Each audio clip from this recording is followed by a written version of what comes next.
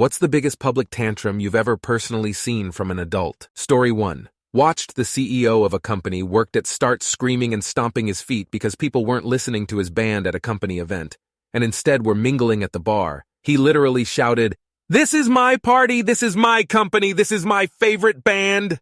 I just started laughing. What else can you do? Story 2. In my youth, I worked in a little gift shop.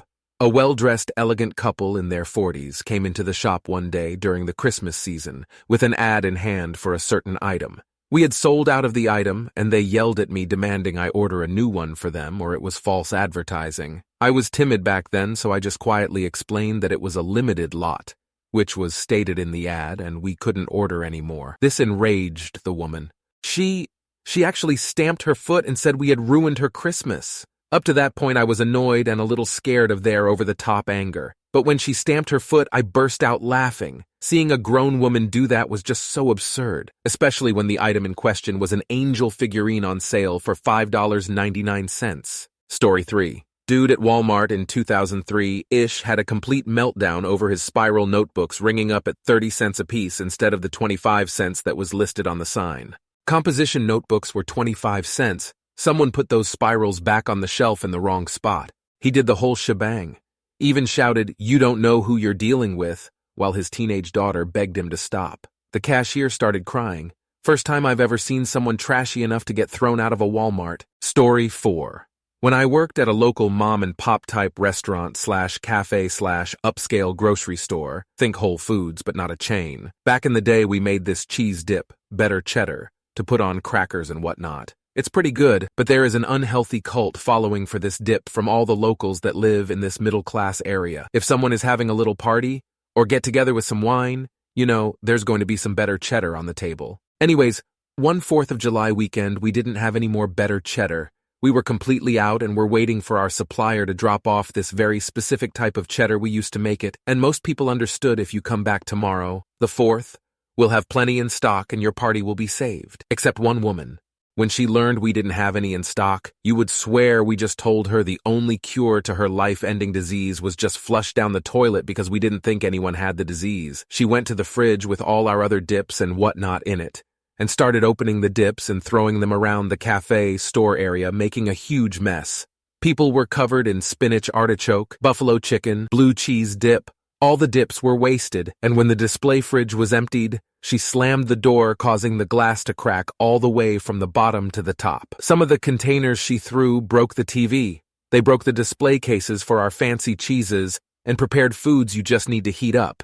An estimate of the waste and damage would be around $3,000 because those display cases were old and finding a replacement glass was impossible because it was curved. So a new one would need to be specially made somewhere in upstate New York. Best part of it all was she was a friend of the owner. We all knew her very well because she would come in 3, 4, 5 times a week, order off the menu, and just be a problem. When she came in a few days later, I was the one who decided we're not dealing with her BS anymore and refused service. She got defensive left and came back with the owner, like a child tattling on someone. I had the pleasure of telling the owner she was the cause of all the damage and the reason we were closed on the 4th to fix the damage. The owner was not aware of this. I assume the manager just told them a random customer got angry. Lady tried to deny it, but the head chef and me had pulled a copy of the security video immediately so we could watch it again and laugh, and showed the owner. Owner insisted the woman would need to pay for the damages and lost product, otherwise there would be legal action and she would not be allowed back in until she does. 3 months later, glass still broken, I was written up for not serving her. I quit shortly after that, and after I found a better job bartending in the city. This was about 12 years ago now, and I recently went in to pick up some better cheddar for a work thing. The glass on the dip fridge is still broken in the exact same way, and some of the dips that hit the roof are still there. Story 5, 2 weeks ago in Orlando. My family and I were in a nice restaurant. There was an issue a few tables away from us. It was a group of guys in their late 20s, guessing. It started over slow service, and the waiter, manager, and a food runner ended up in a confrontation with the 4 patrons. Lots of yelling and drama. The guys got escorted out, and it should have been over right there. But one of the guys came back in and hit the waiter in the back of the head, sucker punch from behind, and was tackled by the busboy. 2 of the other guys from the table come running back in, don't know what happened to the 4th, and jump into it. Cooks came out of the back, and 6 restaurant workers took down the patrons. Ended with police being called and arrests being made. It was the biggest brawl I've seen in a while before the cops got there. There may have been alcohol involved. Story 6. I had just walked up to my parked car with my family from the beach in SW, Florida. It was a packed and busy parking lot. An older retired aged lady flew around the corner and pulled up directly behind us and asked if we were leaving. I told her that we were. We proceeded to open the trunk to put our beach stuff in. We were still wet from swimming and were drying our clothes off with towels, clapping the sand out of our shoes, etc. The lady was still parked directly behind us, watching us like a hawk. It had been maybe 3 minutes since we had got to our car. She then asked if we were almost done, and I calmly replied that it would just be a minute. We got into our car, fired up Google Maps, and she started laying on her horn, yelling at us to fucking move. I put the car in reverse and asked her to get out of the way as she was blocking us in. She got out of her car and came right up to my window, yelling and screaming profanities at us like we had violated her rights. No shame, yelling in front of several people like a nutcase. People in FL are fucking insane, especially the retirees. They are nasty, rude, and entitled. It is not just the retirees. Road rage down there is so common, and people fly off the handle for the smallest things. I think the heat gets to people, IDK. But the nastiest and worst people I've ever met live there. They are like ticking time bombs. I wish I had recorded this. It would have been an instant viral Karen video. Story 7. Not necessarily public, but used to work at an oncology office. Someone wanted to reschedule their apt the day before they were supposed to come in. No big deal. I tell him when I have available, and none of the times worked for him. He became irate and told me I need to be nicer to him because he has cancer. Like, sir, I sympathize, but everyone here has cancer. Story 8. Dude missed a flight on the Big Yellow Banana. Entirely his own fault. When informed that they could not accommodate him until the next day, he became enraged, yelling, screaming, stomping his feet. He actually knocked the computers off the neighboring desk. He hit one of the employees and then had the audacity to try to fly the next day. No, sir, you're not flying ever again. Attacking an airport employee will get you added to the no-fly list. Story 9. Was working in a coffee shop when I was 15. A man came in, ordered a coffee and a donut, and handed me an American bill. On our cash register was a button for American cash, so that it had up to the minute conversion to ensure we gave the right amount back. I handed him his change and his order, and he refused. He told me I didn't give him the correct change back and demanded my manager. My manager heard the story, ran it through again, and proved it was correct by pulling up the current exchange rate on her phone. She backed me up and told him I was right. He was wrong.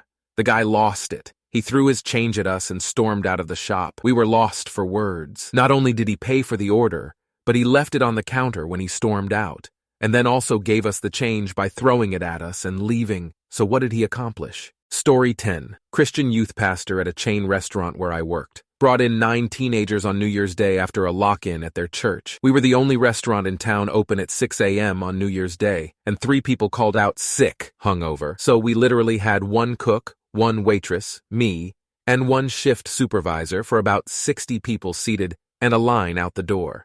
He threw a hissy fit when I offered coffee, and he told me they were teens and caffeine was bad anyhow. Then proceeded to order everyone Cokes. Ahem.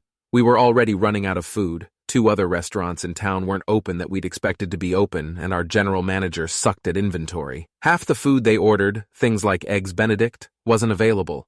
The guy was a total ass to me. I hustled and kept their Cokes refilled, got pancakes/eggs/bacon/sausage orders out fast, and the kids were rowdy and wired but generally well-behaved. He tried to dine and dash. I stopped him and he started yelling at me in front of 75+ people, saying my customer service was so poor we didn't deserve to be paid, that he'd complain to corporate, etc. My shift supervisor cut him off and recognized him. Told him Jesus didn't like cheats. The youth pastor screamed at him and called me a useless lesbian whore. I had short hair. I got 0 tip, a bunch of chick tracts, and 2 kids turned their waters upside down and stuck the half-full glasses to the table so it made a mess when I moved them. Such good Christians. Story 11.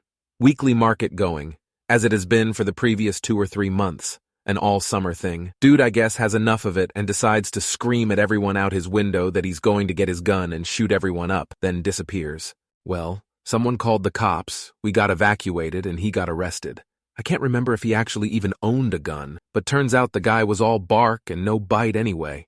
Story 12. My mill threw herself on the ground and cried because I wouldn't let her friend use my company's Gulfstream to fly her to Europe for her birthday.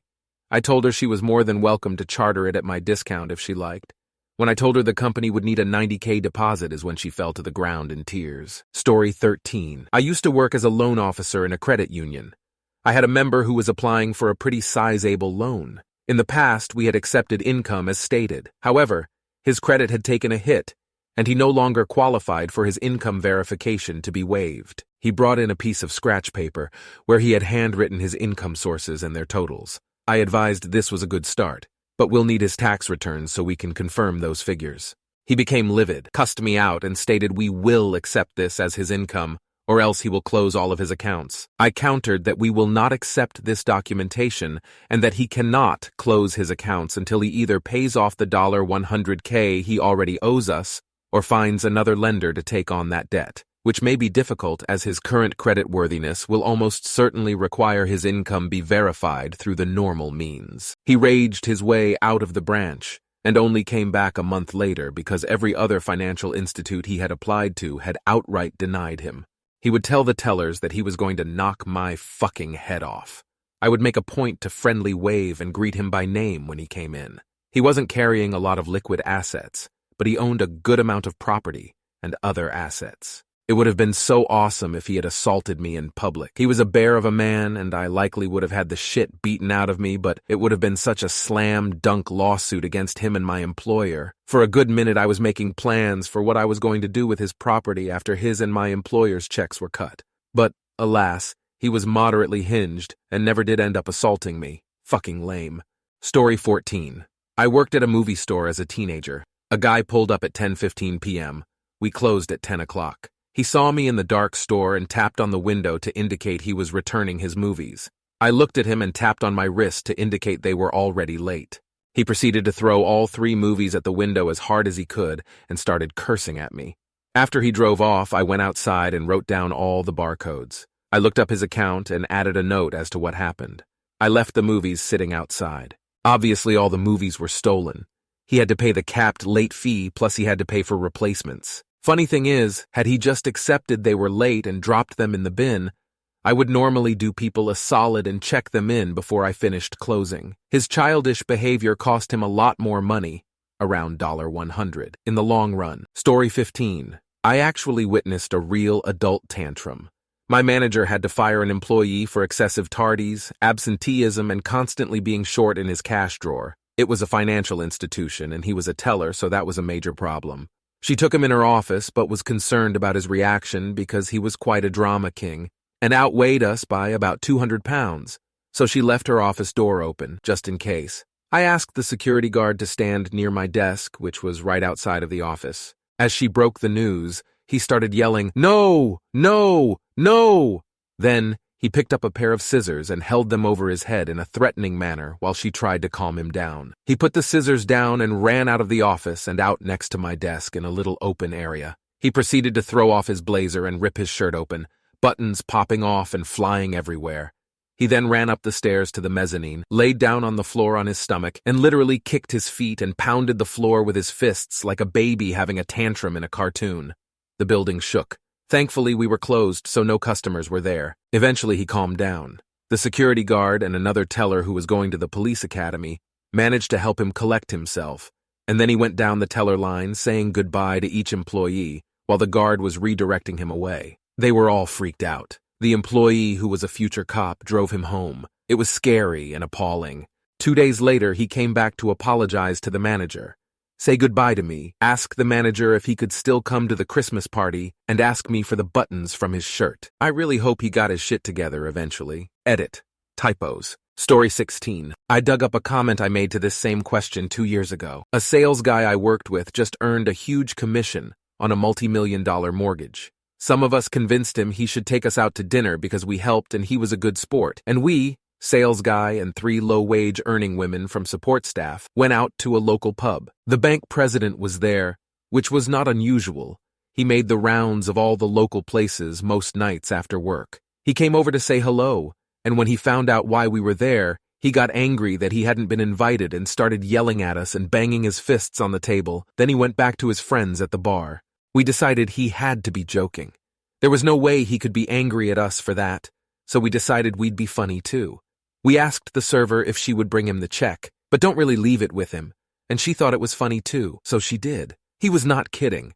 I've never seen a grown man have such a public tantrum in my life. He was screaming at us until we got up and left, and would not let us take the check back. I went to work the next morning and my boss, who was supposed to be with us but had something come up, was coming out of the president's office, and this guy, who did not swear in front of women, wanted to know WTF we did to make his boss so mad that he was trying to order my boss to fire the guy that got the commission. Later on, we figured it out. Because of that commission, the sales guy earned more money that year than the bank president. Story 17. As law enforcement, I've seen countless tantrums from grown adults. I think the worst, dumbest, was a guy who booked and checked into a hotel room late at night after partying and lost his shit when he was made to check out at 11. He was adamant because the date he checked in was that day that he was entitled to stay until the next calendar date's checkout time, basically in his mind hustling an extra night's stay for the price of a single night. We spent like a good 45 minutes explaining why he was wrong, and that he had to leave because staff said GTFO. He got so mad, he called his mom to co-sign his silly strategy because you officers aren't experienced travelers like myself, says guy staying at a hooker hangout by the PJs, and even she told him he was wrong and sounding really stupid. He basically tantrumed so hard I had to start physically removing him from the lobby, and he flipped out, creating an arrest situation for himself. All he had to do was leave. I was still gonna just psych eval him, but the supervisor wouldn't stand for his nonsense and ordered him arrested. Story 18. A guy at work came out of a meeting where he was told to change his design on a project, which was a fairly standard step in the process. He stomped back to his desk, slammed down his notebook, tossed a folder of papers on the floor, sits down and cranked his music. Normally we were in cubicle farms, but the office was being renovated so we had no walls, so everyone could see this, and his music is just blasting in an open area. The manager walks by and tells him to turn his music off. Poopy Pants slams some more stuff around on his desk, "Fuck this," and walked out. He came in late the next day, still pouting and punching stuff around on his desk. He was like that for 3 days, during which there was another meeting where he was told to grow up. He was 35 years old.